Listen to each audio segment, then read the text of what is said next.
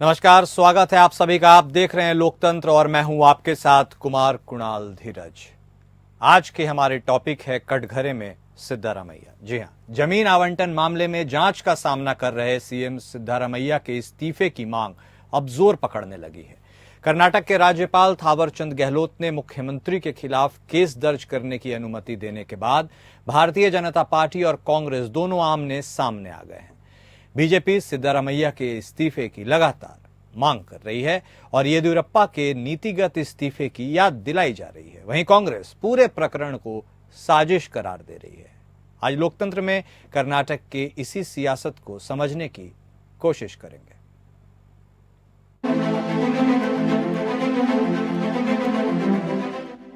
कर्नाटक के मुख्यमंत्री सिद्धारमैया के इस्तीफे की मांग को लेकर बीजेपी हमलावर है।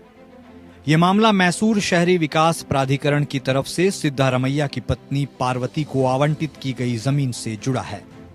राज्यपाल थावरचंद गहलोत ने जमीन घोटाले में केस चलाने की मंजूरी दी थी, जिसके बाद से सियासत गर्म हो गई है।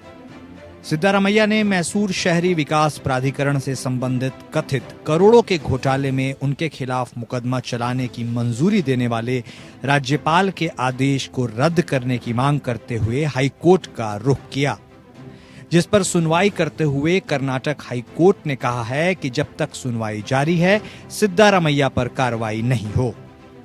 हाईकोर्ट ने निचली अदालत को आदेश दिया है। दरअसल गवर्नर ने जमीन घोटाले में केस चलाने की मंजूरी दी थी। इस मामले पर अपनी पहली प्रतिक्रिया देते हुए मुख्यमंत्री सिद्धारमैया ने संवाददाताओं से कहा, मेरे इस्तीफे देने का कोई सवाल ही नहीं पैदा होता। पार्टी मेरे साथ है, कैबिनेट मेरे साथ है और पूरी सरकार मेरे साथ है। ये चुनी गई सरकार को अस्थिर करने की राजनीतिक साजिश है। राजकीय ದುರುದ್ದೇಶದಿಂದ ಮಾಡ್ತಾ ಇದ್ದಾರೆ। ರಾಜಕೀಯವಾಗಿ ಅದನ್ನು ನಾವು ಎದುರಿಸತಕ್ಕಂಥ ಕೆಲಸವನ್ನು ಮಾಡ್ತೀವಿ। ಲೀಗಲ್ ಫೈಟು ಕೂಡ ಮಾಡ್ತೀವಿ, ಪೊಲಿಟಿಕಲ್ ಫೈಟು ಕೂಡ ಮಾಡ್ತೀವಿ। ನಾವು ಇಲ್ಲ ಡೆಲ್ಲಿಗೆ ಹೋಗ್ಬೇಕು ಅಂತ ಅನ್ಕೊಂಡಿದ್ದೀನಿ। मान्य खरगे और अध्यक्ष बेटी माड़ी। आप सोच के देखिए, इनका कोई 50 करोड़ 100 करोड़ का घोटाला होता नहीं है, उतनी की तो ये कॉफी पी जाते हैं। इनका घोटाला सब कुछ 4000 5000 करोड़ का ही होता है। And they all follow the footsteps of the Gandhi family. ये नेशनल हेराल्ड केस जो था, जिसमें भी ये जमीन गबन घोटाला, जमीन हड़प लेना, ये अभी 5000 करोड़ का केस था, जिसमें मां बेटे बेल पे बाहर है। बेल पे बाहर है ना, दोनों बेल पे बाहर है। अक्यूज नंबर 1 और अक्यूज नंबर 2। सोनिया जी अक्यूज नंबर 1 है और राहुल जी अक्यूज नंबर 2 है। उसमें 5000 करोड़ का ये घोटाला था और अभी ये जो घोटाला हुआ है ये 4000 करोड़ का घोटाला है। आप सोच के देखिए, तू डाल डाल में पात पात। सीएम की पत्नी पार्वती के पास जो 3.16 एकड़ जमीन थी, उसे MUDA ने विकास के लिए ले लिया था और मुआवजे के तौर पर उन्हें मैसूर के महंगे इलाके में जमीन दी गई। शिकायतकर्ताओं का आरोप है कि उन्हें दी गई जमीन की कीमत उस जमीन से ज्यादा है जो MUDA ने उनसे ली थी और सीएम ने धोखाधड़ी से महंगी जगह ली है। बीजेपी ने सिद्धारमैया को उनके बयान की याद दिलाई और मांग की कि जिस तरह 2011 में येदियुरप्पा ने मुख्यमंत्री पद से इस्तीफा देकर जांच का सामना किया, उसी तरह सिद्धारमैया को भी निष्पक्ष जांच के लिए तत्काल इस्तीफा देना चाहिए। Bureau report.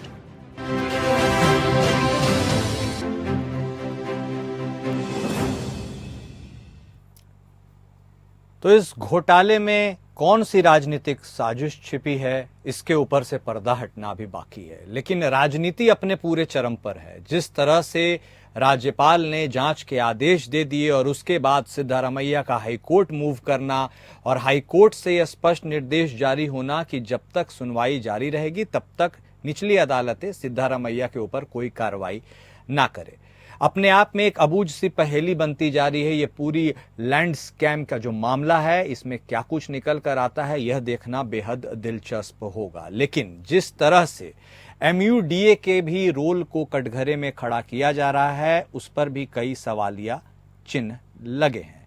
मसलन जिस तरह से 3.16 एकड़ जमीन का हस्तांतरण किया गया, पहले जो सिद्धारमैया की पत्नी है, उनके भाई के नाम वह ज़मीन थी, उन्होंने वह ज़मीन खरीदी और उसके बाद फिर उन्होंने अपनी बहन को यह ज़मीन गिफ्ट की। उसके गिफ्ट होने के बाद उसे फिर से MUDA ने अक्वायर किया। अक्वायर करने के बाद उसके बाद से किस तरह से 50-50 जो स्कीम आई थी उसके तहत फिर अलॉटमेंट हुआ और उस अलॉटमेंट में अब उन्हें 14 जगह प्रॉपर्टी दी गई है अलग जगह में, और अब उसी को लेकर यह सारा मामला फंसता हुआ नजर आ रहा है। बीजेपी यह आरोप लगा रही है कि सिद्धारमैया ने अपने पावर और इन्फ्लुएंस का बेजा उपयोग किया है और इसके चलते उन्होंने महंगी प्लॉट्स अपनी वाइफ के नाम करवाई है, जबकि सिद्धारमैया का साफ तौर पर कहना है कि उन्होंने ऐसा कुछ नहीं किया है। वह राजनीतिक साजिश का शिकार उन्हें बनाया जा रहा है, इसलिए उन्होंने हाई कोर्ट मूव किया और हाई कोर्ट से यह निर्देश आया है कि जब तक सुनवाई हो रही है तब तक कोई बातचीत या कोई कार्रवाई ना हो। हमारे साथ इस वक्त दो खास मेहमान हमारे साथ जुड़ चुके हैं, आपसे उनका परिचय करा देते हैं। हमारे साथ बीजेपी के तरफ से प्रवक्ता विजय खेरा साहब जुड़ गए हैं, तो वहीं कांग्रेस के तरफ से डॉक्टर स्नेहाशीष वर्धन पांडे हमारे साथ जुड़ गए हैं। आप दोनों का सर इस शो में स्वागत है। लेकिन जिस तरह से हो हल्ला कर्नाटक में मचा हुआ है और खासकर सिटिंग CM को लेकर जिस तरह से अब इस्तीफे का दबाव बनाया जा रहा है, सबसे पहले खेरा साहब आप ही के पास आते हैं। सर, वो इस्तीफा दे, आप इसके पीछे क्यों पड़े हैं? भाई येदियुरप्पा वाली कहानी की जिस तरह से उन्होंने नाजिर पेश की थी, आप भी पेश कीजिए, या फिर वाकई आप समझते हैं कि यह स्कैम इतना बड़ा है कि उन्हें अब CM की कुर्सी पर बैठने का कोई अधिकार नहीं है? खेरा साहब देखिए, ये कांग्रेस ने पहले तो वो परंपरा निभाई थी, जब मुख्यमंत्री पर आरोप लगते थे तो इस्तीफा दे देते थे और पार्टियों ने भी निभाई। अब मुझे याद पड़ता है AR अंतुले साहब ने इस्तीफा दे दिया था, मुख्यमंत्री के महाराष्ट्र के उनके ऊपर चार्ज लगे थे और उन्होंने जांच फेस की। उससे ज्यादा तो श्री अर्जुन सिंह जी ने मध्य प्रदेश मुख्यमंत्री थे, तब उन्होंने भी इस्तीफा दे दिया था। चुरहट के मामले में उन्होंने भी इस्तीफा दिया था मंत्री के। तो मैं ये कह रहा हूँ कि यही परंपरा जो कभी निभाई जा रही थी पीछे पार्टियों द्वारा और कांग्रेस ने भी निभाई, वही कांग्रेस आज की तारीख में भ्रष्ट हो जाने के कारण का नेतृत्व का पता नहीं लगता है कि क्या चाहते हैं। कभी कुछ कहते, कभी कुछ कहते, दूसरों से इस्तीफा मांगते हैं, खुद के मंत्रियों को साफ बताते हैं।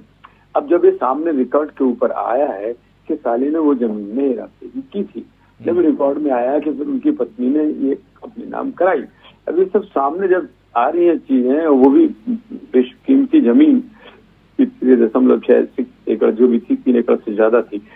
अब वो सब तो उसकी जांच के अगर आदेश दिए तो वो तो कर्तव्य है राज्यपाल का, उन्हें देना चाहिए। नहीं देने का कोई कारण नहीं बनता कि हम नहीं जांच होने देंगे।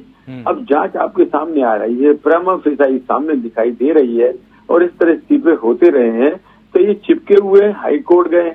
हाई कोर्ट ने इसलिए नहीं किया है, खाली वो तो जब तक ऐसी होती है, नॉर्मल प्रोसीजर होता है, पहली बार 29 को सुनवाई हो जाएगी, लेकिन उन्हें कम से कम मॉरलिटी में और अगर वो ईमानदार है तो इस्तीफा दे देना चाहिए था और अब तक कांग्रेस हाईकमान को उनसे इस्तीफा मांग लेना चाहिए था। लेकिन अब चूंकि आज की कांग्रेस महाभ्रष्ट पार्टियों में गिनी जा रही है, लोग ऐसा समझते हैं, ऐसी आम जनता में भी फीलिंग है और ऐसे रिकॉर्ड भी है कि खुद जमानत पे जिसके राष्ट्रीय अध्यक्ष, पुराने राष्ट्रीय अध्यक्ष दोनों हों, तो वो नेचुरली अपने, क्योंकि अपने बचाव में वो लगे हुए हैं तो इनको भी बचाएंगे।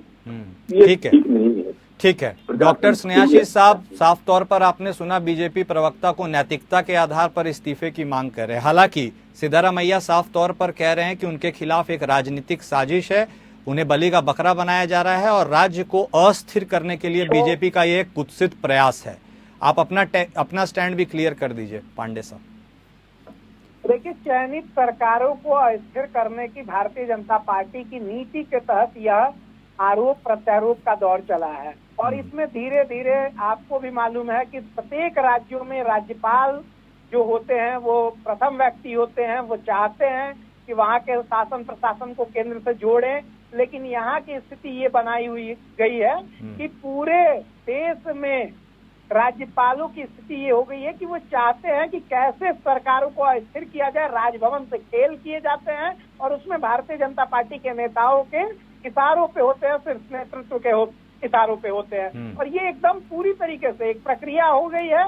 पूरे देश में तबाह किया जा रहा है इस तरीके से चयनित सरकारों को और विपक्षी सरकारों को कम से कम भारतीय जनता पार्टी के नेताओं को समझने की जरूरत है कि लोकतंत्र में हमेशा यही स्थिति नहीं रहती है, और बार बार जिस तरीके से आप किसी पे आरोप लगा रहे हैं और जितने भी लोग आप में अभी शामिल हो जा रहे हैं, आपके दल में शामिल हो जा रहे हैं, उनके आरोप खत्म हो जा रहे हैं, तो ये सोचने वाली बात हो जाती है कि भारतीय जनता पार्टी की नीति है क्या, भारतीय जनता पार्टी के लोगों ने बनाई क्या है नीति। नीति यही है कि भ्रष्टाचार करो, भाजपा में शामिल हो जाओ, मामला खत्म। और नहीं तो अगर आप विपक्ष में हैं तो आप पे रोज नए नए वादे, रोज नए नए आपके खिलाफ षड्यंत्र, रोज कुत्सित प्रयास किए जा रहे हैं सत्ता से हटाने के लिए। क्या यही राजनीति है? अगर राजनीति का स्तर यही करना है भारतीय जनता पार्टी को तो ये समझ लेना चाहिए कि समय हमेशा एक सा नहीं होता है, समय बदलेगा और समय बदलने लगा है, वो दिख रहा है और वो मोदी जी के चेहरे से, बॉडी लैंग्वेज से दिख रहा है। तो इसलिए बहुत ज्यादा मेहनत करने की जरूरत नहीं है, लोगों को ये समझने की जरूरत है कि चयनित सरकारों को उनका कार्यकाल पूरा करने दिया जाए, उनको काम करने दिया जाए। इस तरीके से आरोप प्रत्यारोप करके और अस्थिर करने के लिए कि नैतिकता के आधार पर, नैतिकता भारतीय जनता पार्टी वाले बताएंगे नैतिकता, जो अंग्रेजों की दलाली करते थे वो लोग नैतिकता बताएंगे हमें। ये सोचने वाली बात है। ठीक है, डॉक्टर विजय खेरा साहब, उनकी अपनी एक अलग बात है, उन्होंने अपनी बात को आपके सामने रखा। सर, नैतिकता के आधार पर तो फिर मणिपुर के सीएम को भी इस्तीफा देना चाहिए था ना सर। मणिपुर जल रहा था। कहने की बात यह है कि सर आप एक नाजीर तो पेश कीजिएगा ना, उसके बाद ही तो आप फॉलो अप या किसी भी उस तरह की घटना के पुनरावृत्ति ना हो तो एक एग्जाम्पल के तौर पर कुछ तो सेट कीजिएगा। लेकिन वो बात अलग हो गई। लेकिन अब बात आती है राज्यपाल के ऊपर। सर, साफ तौर पर विपक्ष का कहना है, कांग्रेस जो आपके काउंटर पार्ट है, यहाँ के विपक्ष की मैं बात कर रहा हूँ, उनका कहना है कि राज्यपाल अब कस्टोडियन या गार्जियन की तरह नहीं हो गए हैं, अब वो यूज किए जा रहे हैं सेंटर की तरफ से। आप इसे कैसे देखते हैं खेरा साहब? दोनों बातें आपकी। पहली बात तो है कि आपने जो मणिपुर के बारे में बोला, पूरी तरह से सहमत हूँ और वो उदाहरण बिल्कुल सही नहीं है। भ्रष्टाचार की बात अलग है, ठीक है, और अगर प्रदेश में कुछ होता है उसकी बात अलग है। दोनों की बात मैं बता देता हूँ कि छोटी छोटी बातों में कांग्रेस सरकार जब भी रही, उन्होंने गवर्नर शासन लगाया है, वो चुनी हुई सरकारों को खत्म किया है। हमने तो ममता बनर्जी जैसी सरकार तक पर ये हरकत नहीं की, जहाँ हाई कोर्ट की 2-2, 4-4, 5-5 बार टिप्पणियां उसके खिलाफ, व्यक्तिगत सरकार के खिलाफ लगाई थी, वहां भी हमने गवर्नर शासन नहीं लगाया। तो प्रजातंत्र सरकार की चुनी हुई सरकार को हटाने का काम हम करते ही नहीं है। ये आपके सामने सीधा सीधा उदाहरण है। राजस्थान में 1, 2 नहीं, 2 नहीं, 20 नहीं, 50 नहीं, 70 हर जिले में रेप केसेस सीरीज में हुए हैं। हम उसको भी हमने सरकार को मिटाया नहीं, हम नहीं करते हैं ये काम। हाँ, इंदिरा जी ने किया, बहुत लोगों ने किया, कांग्रेस सरकार ने, और कई बार किया, 20 बार किया। हम उसकी बात, ये तो उससे बात रख ही नहीं सकते। अच्छा, दूसरी बात, अभी एक बात और, आप हमसे कोई सवाल कर रहे थे राज्यपाल के रोल की। राज्यपाल लोग जो है वो ऊपर का इशारा और वो मोहर कर रहे हो उनका। राज्यपाल केंद्र सरकार का भाषा पढ़िए, he is an agent of the central government. वो राष्ट्रपति का, केंद्र सरकार का, उनकी बदौलत, उनके बिहाफ पर देख रेख रखता है कि ऐसी कोई चीज नहीं हो कि सरकार संवैधानिक रूप से चले। क्या राज्यपाल का ये अधिकार नहीं है कि उनको जांच, तो कोर्ट ने टिप्पणी कर दी, क्या उन्हें अधिकार है? पीछे सुप्रीम कोर्ट भी कह चुका है, तो टिप्पणी हो चुकी है कई बार कि उनका अधिकार क्षेत्र में ये आता है। कई लीगल लिमिटेड भी कह चुके हैं ये बात। तो अब उसके अधिकार क्षेत्र में था और उनके पास ये मैटर आया और ऐसा हुआ, तो जांच के लिए तो बोला है, कौन सा फांसी चढ़ा दिया, कौन सी तुम्हारी सरकार मिटा दी? लोकतंत्र है, प्रजातंत्र है, जांच को फेस करो। आपके ही कांग्रेस के मुख्यमंत्री ने फेस किया है पीछे और इस्तीफे दिए हैं, लेकिन वो वैल्यूज कांग्रेस की और थी। आज की कांग्रेस महाभ्रष्ट रूप से टिकाऊ कांग्रेस है बाजार में, झूठे आरोप लगाती है। अडानी लगाएगी तो वो फेल हो गए, आप उसमें भी फेल हो गए। जितने आरोप आपने राफेल पे लगाए उसमें क्या सुप्रीम कोर्ट से 18 बार कांग्रेस पार्टी हार गया ये आरोप लगाने के बाद। कल चेहरा नहीं बात करने का। और फिर ये कहते हैं, नहीं, आपने सर राज्यपाल की बात कही, बिल्कुल सही है। प्रिवेंशन ऑफ करप्शन एक्ट 1988 धारा 17 उन्हें ताकत देता है यह करने की। लेकिन सर विपक्ष भी साफ तौर पर आपसे पूछता है कि आपके वहीं के राज्यपाल इतने एक्टिव कहाँ होते हैं जहां कांग्रेस की सरकार या उनके सहयोगियों की सरकार होती है? उस जगह एक्टिव क्यों नहीं होते हैं जहां पर आपके खुद के सरकार होती है? क्या वहां पर कोई लूप होल्स नहीं है? बताइए ना, कौन सा मैटर गया था, किस सरकार पर गया था, और किस गवर्नर ने डिनाई करा कि वो हम तो नहीं सर करेंगे? वो तो विपक्ष वाले ये भी कहते हैं कि अब आपके यहाँ तो जो करप्शन करता है दूसरी पार्टी के, आप उसको अपनी वॉशिंग मशीन में धो लेते हैं, फिर सरकार बना देते हैं। महाराष्ट्र के एनसीपी ये अजीत पवार उदाहरण है उसके। आपके ये कहने से हाँ, पर के पास पकड़ा गया 200 करोड़ रुपया तो भला आदमी तो ईमानदार नहीं हो जाएगा। आपके कहने से नेशनल हेराल्ड में खाया हुआ पैसा, नहीं मैं नहीं कह रहा सर, विपक्ष कहती है, आपकी विपक्ष कहती है, हम सुन लेते हैं प्रवक्ता कांग्रेस साहब। जिसको सुप्रीम कोर्ट ने माना कि पैसा किसी न किसी ने तो खाया है, उसका पता लगाया जाए तो ईमानदार घोषित तो नहीं हो जाएंगे। ठीक है, लेकिन अगर यही मामला, आप जाओ कोर्ट में, आप गए तो थे राफेल में मोदी जी के खिलाफ, क्या मिला आपको? आप गए तो थे अडानी के खिलाफ, आप गए तो थे हिडनबर्ग के खिलाफ, क्या मिला आपको? 100 कितने बार मोदी खा के चले आते हो? तो आपको भारतीय जनता पार्टी के नेताओं पे चार्ज लगाने के बजाय, झूठे चार्ज लगाने और आरोप लगाने के बजाय, जाओ ना एक बार कोर्ट में किसी के खिलाफ। हिम्मत नहीं है आप में। मुस्कुरा रहे हैं स्नेहाशीष साहब, कुछ जवाब देने के लिए भी बेकरार है। स्नेहाशीष साहब, आप कहना है साफ तौर पर खेरा साहब का कि भाई आप लोग जाते तो हैं, मुंह की खाते हैं, कुछ निकलता तो है नहीं, बार बार आरोप लगाते हैं। आप जो आरोप लगाते हैं कभी उसकी पुष्टि करते हैं, मतलब उसको वेरीफाई भी करते हैं या यूं ही कह देते हैं? वर्धन साहब। कुणाल जी, सबसे पहले तो मैं आपको धन्यवाद देना चाहूंगा कि पहली बार मुझे लग रहा है कि भारतीय जनता पार्टी के नेताओं से इतने कड़क सवाल आ रहे हैं। तो ये अपने आप में एक समझने वाली बात है कि वो कैसे डिरेल्ड हो गए आपके सवालों से, सीधे सीधे हमें दिख गया। और वो अभी सर मैं तो वही कहता हूँ ना, जो कांग्रेस के सहयोगी और कांग्रेस के लोग उन पर आरोप लगाते हैं, मैं वो उनको बताता हूँ। के साथ न्याय कर रहे हैं, लेकिन भारतीय जनता पार्टी के लोग नैतिकता की दुहाई देने वाले और इस देश की संस्कृति और संस्कारों की बात करने वाले लोग कितने कुत्सित विचारों वाले हैं, कितने कुकर्मी मानसिकता के साथ ये लोग राजनीति करते हैं, ये कम से कम लोगों को स्पष्ट हो गया है। जब बात आ गई मणिपुर की तो बैकफुट पे हो जाएंगे। कर्नाटक में इनके राज्यपाल प्रोएक्टिव हो जाते हैं और बिहार में राजभवन से खेल होता है, राजभवन में बैठ के गोटी सेट की जाती है, खरीद फरोख्त की जाती है। इस तरीके की चीजें समझने वाली बात है कि राजभवन को ये लोग अड्डा बना दिए हैं। चयनित सरकारों को, विपक्ष की जितनी भी सरकारें हैं उसको अस्थिर करने के लिए राज्यपालों की भी गलती नहीं है। राज्यपाल तो बेचारे हरकारा, उनका जो आदेश आ रहा है, जो पार्टी उनको बनाई है, आप देख ही रहे हैं कितना झुक झुक के लोकसभा अध्यक्ष, उपराष्ट्रपति, राज्यपाल कितने झुक झुक के प्रणाम कर रहे हैं, उतने बड़े मर्यादित पद पे होने के बावजूद। तो राजनीति में ऋण विहीन राजनीति करने वाले भारतीय जनता पार्टी के नेता अपनी कुत्सित प्रचार की नीति, अभी बंगाल में क्या हो रहा था, बंगाल में डॉक्टर कम्युनिटी के द्वारा डॉक्टर के ऊपर रेप का अटेम्प्ट किया गया, रेप किया गया, उसकी हत्या की गई। हम लोग भर्त्सना कर रहे हैं, सरकार हमारे सहयोगी की है, बावजूद इसके हम लोग कह रहे हैं कि यह गलत हुआ है। लेकिन भारतीय जनता पार्टी के लोग जिस तरीके से ट्विटर और व्हाट्सएप पे और इंस्टाग्राम पे और फेसबुक पे जिस तरीके के संदेश फैला रहे हैं, और वो सुनने के बाद समझ में आता है कि बांग्लादेश से भी ज्यादा कुत्सित प्रयास यहाँ देश में चल रहा है। बांग्लादेश का कुत्सित प्रयास तो निकल के आ गया कि CIA और क्या क्या लगे हुए थे, लेकिन बिहार में, बंगाल में, मणिपुर की घटना को दबा देते हैं, मुजफ्फरपुर में हुई घटना को दबा देते हैं। लेकिन पांडे साहब एक बात ये भी है ना कि राज्यपाल के पास, नहीं ठीक है, कर्नाटक की बात, अभी देश पूरा आग बबूला है, देश मांग रहा है, देश में कानून आप बना रहे हैं, ठीक है पांडे साहब, लेकिन एक बात से तो आप भी इत्तेफाक रखिएगा ना, एक बात से आप इत्तेफाक रखिएगा ना, राज्यपाल के पास विशेषाधिकार तो है ना भाई ये जांच करवाने का, क्या दिक्कत है? आप भी जांच पेश कर लीजिए, जांच कराइए। तो यही सुनते नहीं सरकार है जो लोकायुक्त का जवाब देते हैं, वो यही लोग हैं। सुनिए खेरा साहब, थोड़ा होमवर्क करके आए। जो हमने बोला या हमने बोला, ठीक है, आपस में बात, नहीं आपस में बात करेंगे तो कुछ क्लियर नहीं होगा। नहीं 1 to 1 करते हैं सर, आपस में पे बात कीजिए। और खेरा साहब, लोकायुक्त की जब येदियुरप्पा सरकार में और कुमारस्वामी के खिलाफ जब जांच हो रही थी, कहाँ थे आपके राज्यपाल, कहाँ थे बताइए? सबको जानने का हक है। बात करते हैं आप लोग राज्यपाल की, बात करते हैं आप लोग चयनित सरकारों को गिराने वाले लोग हैं। आप लोग ये बात क्यों नहीं मानते हैं कि आप देश को लूटने वाले लोग हैं? आप अंग्रेजों की दलाली करके उसी तरीके की राजनीति सीखे हैं। फूट डालो, राज करो, भाई को भाई से लड़ाओ,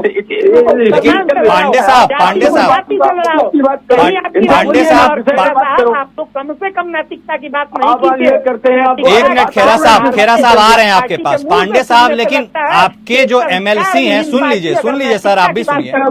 पांडे साहब, आपके जो एमएलसी हैं इवान डिसूजा साहब, वो भी साफ तौर पर एकदम बिल्कुल टारगेट में ले रहे हैं गवर्नर को। कह रहे हैं कि गवर्नर यदि इस तरह से दबाव में काम करेंगे तो हम गवर्नर ऑफिस का घेराव करेंगे और कहीं बांग्लादेश जैसी स्थिति ना हो जाए कि उन्हें राज्य छोड़कर जाना पड़े। लेकिन सर, ये भी तो तरीका सही नहीं ना है मैसेजिंग देने का। पांडे साहब, इस तरह की बात इवान डिसूजा साहब कांग्रेस के एमएलसी कह रहे हैं कर्नाटक से। देखिए, सीधे सीधे बात है, जब आप चयनित सरकारों को परेशान कीजिएगा, अभी क्या हो रहा है झारखंड में, क्या किया जा रहा है, हाँ, किसको तोड़ा जा रहा है, सबको दिख रहा है क्या उसमें मुद्दा डाला जा रहा है। जिस व्यक्ति को मंत्री बनाया गया, जिस व्यक्ति के साथ मुख्यमंत्री बनाया गया, उस व्यक्ति को आप किस लोभ में तोड़ रहे हैं। वहाँ के मुख्यमंत्री ने बयान जारी कर दिया है इनडायरेक्ट स्पीच में, जिसको समझना है समझ रहा है वो। लेकिन यहाँ पे दिक्कत क्या आ रही है, यहाँ पे दिक्कत ये आ रही है कि बांग्लादेश के हालात अभी एग्जाम्पल के तौर पे उसे यूज किया जा रहा है। कोई हम लोग इस देश में बांग्लादेश की बात हम लोग नहीं, चलिए ठीक है, बात क्लियर हो गई। अब हम खेरा साहब के पास चलेंगे, हम लोग घुस सकते। ठीक है, खेरा साहब से भी अब उनकी प्रतिक्रिया ले लेते हैं। खेरा साहब, बताइए, आप बहुत देर से सुन रहे हैं, विनम्रता से अब आप भी अपनी बात को रखिए कि आखिर जब मुख्यमंत्री सिद्धारमैया जांच के लिए तैयार हैं, सब कुछ ओके है, वो कह रहे हैं कि ठीक है जो जांच होगी सो होगी, तो फिर दिक्कत क्या है? तब फिर आप लोगों को क्या समस्या है? पहले इनकी बात का जवाब दे दीजिए। ये कह रहे हैं कि जुग जुग पे सलाम करते हैं, अभी इन्होंने कहा है गवर्नर और इनके नेता, अब इनको इस्तेहार दिला दें। पहली बार ऐसा हुआ था कि कांग्रेस के राष्ट्रीय अध्यक्ष ने Indira is India, India is Indira बोला था, बरुआ साहब ने, मुझे अभी तक याद है अच्छी तरह से। यानी ऐसा बोलने वाले लोग, पहली बार ऐसा हुआ था शपथ लेने के बाद इनके मंत्री प्रदीप जैन ने सीधा आके और पैर छुए थे सोनिया गांधी के, सबके सामने राष्ट्रपति भवन में। ये पहली बार हुआ होगा शायद जिसके इतिहास में कि प्रधानमंत्री 10 जनपद की चप्पलें उठा के उनसे आदेश लेता था चुप होके। ये कभी नहीं हुआ, ये सब इनकी सरकार में हुआ। ये चमचागिरी हमको बता रहे कि बीजेपी का ऐसा होता है, हाथ जोड़ के बोलते। मैं तो सीधा एग्जाम्पल दे रहा हूँ ना, काट के दिखाइए, मैं इनमें से कोई बात मैंने झूठ बोल रहा हूँ तो बता दें ये हमको। तो जिनके यहाँ ऐसा होता हो वो हमसे ये बात करें। अब हमारे यहाँ तो हर तबके का आदमी राष्ट्रीय अध्यक्ष बन जाता है, मुख्यमंत्री बन जाता है, तो हमारे यहाँ कैसे चिमचागिरी हो सकती है? शिवराज सिंह जैसा आदमी जमीन से उठा, सीधा 3 बार मुख्यमंत्री बना, आज केंद्र में फिर बन गया। ऐसे आपके योगी को देख लीजिएगा, ये कोई किसी प्रिंस की तरह पैदा हुए हैं क्या? ये कोई पैर की चप्पलें उठा रहे थे क्या मोदी जी की, अमित शाह की?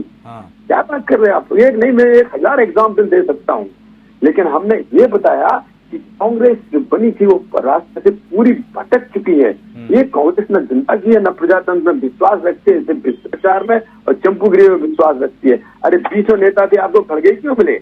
एक से एक सीनियर बैठे थे, क्योंकि आपको आदमी चाहिए जो 10 जनपद पर आए, हाजिरी लगाए, कांग्रेस चाहे भाड़ में जाए, देश चाहे भाड़ में जाए, वो परिवार बना रहे सत्ता के अंदर, सत्ता के ऊपर, सत्ता पकड़ने के लिए। ठीक है, जो बात उठाई है उसका ये जवाब मैंने अभी आपको दिया है। ठीक है, लेकिन एक और बात है सर, 2011 में जब येदियुरप्पा साहब ने इस्तीफा दिया था और जिसके आधार पर अब आप इनके इस्तीफे की मांग भी कर रहे हैं सर, वही येदियुरप्पा जब 2016 में बरी होते हैं, मतलब एक्विटेड होते हैं, उनको बेदाग निकल जाते हैं, तब वो बीजेपी से ही क्षुब्ध होकर के सर अपनी एक अलग पार्टी बना लेते हैं। उनकी भी एक पीड़ा थी, वो भी एक बात थी, वो भी इतिहास के पन्नों में दर्ज है सर। देखिए, हाँ, बात इस बात की है कि सामने जब ये आ गया प्रेमा फेसाई, हाँ, ये बिल्कुल सामने रिकॉर्ड आ गया कि हाँ आपके साले को ये जमीन दी गई। जब ये सामने रिकॉर्ड पर आ गया कि हाँ आपके साले के नाम में जमीन हुई है, अब ऐसा ओपन भ्रष्टाचार इसी तरह ये बचाते रहे, नेशनल हेल्थ में भी करते रहे। जब सामने आ गया कि आपने एक नई यंग मैन संस्था बना के और कांग्रेस के थ्रू नेशनल हेल्थ खरीद लिया कुछ लाख रुपयों में, और फिर नेशनल हेल्थ की प्रॉपर्टी बेचना चाह रहे थे, आपने उसको बाजार में बेचा। तो जब ये सब चीजें जो सामने आ गई है वो कैसे इग्नोर की जा सकती है? ये हो सकता है कि आपको बेनिफिट ऑफ डाउट जब मिल सकता था, किसी और को मिल सकता था, जब कहाँ कोई शक की गुंजाइश हो। जहाँ तक की गुंजाइश नहीं है, सामने पेपर बोल रहा है, डिसीजन बोल रहा है, अभी सामने बोल रहा है कि अरविंद केजरीवाल की सरकार में 200 करोड़ रुपया खाया गया है। अब सुप्रीम कोर्ट तक मामला हो गया। अब किसने खाया, सवाल ये है। कोई तीसरा तो खा नहीं जाएगा, उनमें से जो आए अरविंद केजरीवाल है, पार्टी है या कोई तीसरा आदमी है, उन्हें जवाब देना है कोर्ट में जाके। तो ये इस बात से नहीं, कभी इस बात का आश्रय नहीं ले सकते हैं, शेल्टर नहीं ले सकते हैं ये कह के कि साहब वो तो ऐसा हुआ था, आपने उस समय ये नहीं किया था। अरे जवाब ये तो जो सामने आपके सामने बिल्कुल रिकॉर्ड आ रहा है। लेकिन खेरा साहब ये भी तो है कि अलॉटमेंट तो सर अलॉटमेंट तो 2022 में भी तो हुई थी ना, बुमई सरकार थी उस समय, आप ही की सरकार थी, तो फिर आपका आरोप क्या है? मतलब दस्तावेज गलत है या पूरी प्रक्रिया गलत है? मेरा आरोप कुछ नहीं है। हाँ। आरोप हमने, भारतीय जनता पार्टी ने कोई शुरुआत नहीं की है। आरोप सामने आए हैं जब गवर्नर के पास फाइल गई और रिकॉर्ड गया है। हाँ। जब वो आरोप आए, गवर्नर ने जब आदेश दिया, उस आदेश के बाद जब पब्लिक में आया तब हम आए हैं पिक्चर में। तो अच्छा, हमने तो कोई शुरुआत ही नहीं की। ये जरूर शुरुआत करते रहते हैं कि मोदी के खिलाफ हर बार सुप्रीम कोर्ट चले जाते हैं, यानी संसद जैसी चीज पर भी ये सुप्रीम कोर्ट चले गए कि संसद गलत बन रही है, उसमें भी हार के चले आए। मैं ये कह रहा हूँ, ये आरोप लगे हैं और उस सामने आया है रिकॉर्ड, तो जांच फेस करो ना, क्या तकलीफ हो रही है? तो सर आपकी डिमांड क्या है, क्या चाहते हैं? सीबीआई को करनी चाहिए थी जांच। हाँ। गवर्नर को चाहिए था, सीबीआई को रिकमेंड करना चाहिए था। अच्छा। ये सीबीआई जांच करे, ये होना चाहिए, ताकि दूध का दूध पानी का पानी आए। अगर आपसे निकलते हैं स्वच्छ साफ तो ठीक है, नहीं निकलते हैं तो जाइए जेल। ठीक है, ओके। डॉक्टर स्नेहाशीष साहब, उन्होंने तो गवर्नर के भी रोल की बात कही कि भाई गवर्नर को ही सीबीआई जांच के लिए अनुशंसा कर देनी चाहिए थे। मतलब अब तो वो गवर्नर को भी कह रहे हैं कि मतलब किस तरह से चीजों को कर देना चाहिए था, लेकिन अभी तो की मामला कोर्ट में लंबित है। हाई कोर्ट ने आदेश दे दिया है कि अगली सुनवाई तक कोई प्रक्रिया या कोई कार्रवाई नहीं होगी। अब आपका अगला कोर्स ऑफ एक्शन क्या होगा वर्धन साहब? देश में कानून है, देश कानून से चलता है, संविधान से चलता है। भारतीय जनता पार्टी की शाखा से और भारतीय जनता पार्टी के कार्यालय से नहीं चलता है। ये बात जितनी जल्दी समझ सकते हैं भारतीय जनता पार्टी के नेता, समझ ले। सरकारें आती जाती रहती हैं, सरकारें आती जाती रहती हैं, लेकिन लोगों के साथ दिक्कत ये है कि वो लोग समझने के लिए तैयार नहीं है। उन्हें लग रहा है कि नहीं, जो चीज है हमने बोल दिया, हरकारा निकाल दिया, राज्यादेश निकाल दिया और उससे कार्रवाइयां होने लगेंगे। नैतिकता, अनैतिकता, संस्कार, संस्कृति, सभ्यता, ये सब भारतीय जनता पार्टी के नेता ना बोले। और खेरा साहब, कम से कम उम्र का लिहाज कीजिए। इस उम्र में कम से कम नहीं, आप उम्र में ठीक है, हम ज्यादा स्मार्ट नहीं है और नहीं ठीक है, नहीं हम लोग सबको नहीं पांडे साहब थोड़ा डेकोरम रखना होगा, थोड़ा डेकोरम हम लोग सबको रखना होगा। बोलते नहीं, ठीक है, डेकोरम का हम लोग पालन करते हुए इस बात को आगे बढ़ाने की कोशिश करेंगे। एकदम क्विक क्लोजिंग कीजिए पांडे साहब, जल्दी से 10 सेकेंड। पूरी तरीके से सरकार अपना काम कर रही है, लेकिन भारतीय जनता पार्टी के नेता अपने जुबानियों पे थोड़ा सा लगाम रखें और राज्यपाल को किसी भी चयनित सरकार को डिस्टर्ब करने में इस्तेमाल ना करें। चलिए ठीक है, आप दोनों मेहमान हमारे साथ जुड़े, आप दोनों ने अपना वक्त दिया। हाँ बोलिए खेरा साहब, जल्दी से क्विक क्लोजिंग। खेरा साहब, इनसे मैं सलाह दे रहा हूँ कि आप पार्लियामेंट में आंख मारने वाले, सीटी बजाने वाले सांसद को भी बोल दो ना कि जरा सा ध्यान रखें। चलिए ठीक है, आपसी तू में ये पूरी लड़ाई फंस गई है। देश को बचाइए भाई। ओके चलिए ठीक है, आप दोनों हमारे साथ जुड़े, आपने अपनी बात रखी हमारे दर्शकों के सामने, दर्शकों ने भी आपको सुना और सब कुछ समझा है। खैर, अब यह पूरा मामला कोर्ट में है और 29 तारीख के ऊपर सबकी नजर है अगस्त की कि आखिर उस दिन क्या कुछ निकलकर सामने आता है, फिर ही आगे की कार्रवाई बढ़ पाएगी। हमारे साथ लोकतंत्र में आज के लिए बस इतना ही। नमस्कार।